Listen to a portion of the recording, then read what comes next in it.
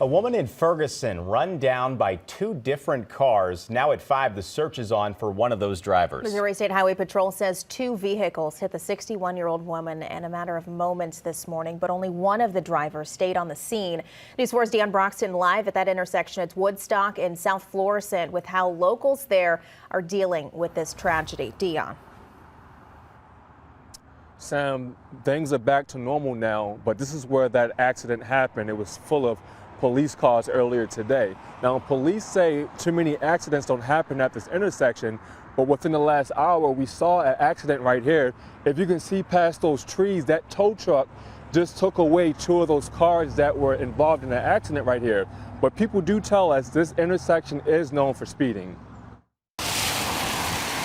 Reckless driving down this road near historic downtown Ferguson is normal for Regina Davidson. And they just speed up and down South Florissant like it's a highway. She opened her small business just last year. I've seen about 4 accidents since I've been here these 8 months.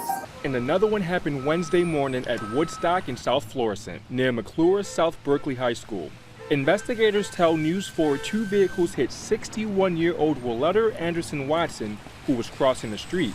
I wasn't surprised. It's believed she was on her way to work, possibly headed to the bus stop. That's usually the route she takes on her way to work. Troopers say the gray Volkswagen's right rearview mirror knocked Anderson Watson to the ground. That driver stayed behind. But a second person in a maroon SUV ran Anderson Watson over and kept going. She was on the ground when she was struck again by the second vehicle.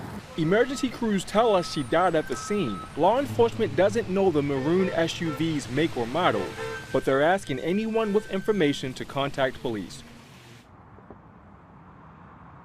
I spoke to a woman who knew the victim. She didn't want to go on camera, but when I talked to her, she cried and she said she just talked to the victim last week. Live in Ferguson, Deon Broxton, News 4. Really sad, Deon. Thank you. Continuing coverage tonight of security concerns looming over some of the city's newest entertainment venues. Tonight, St. Louis police tell us they are working with the Foundry and the Armory to improve safety there.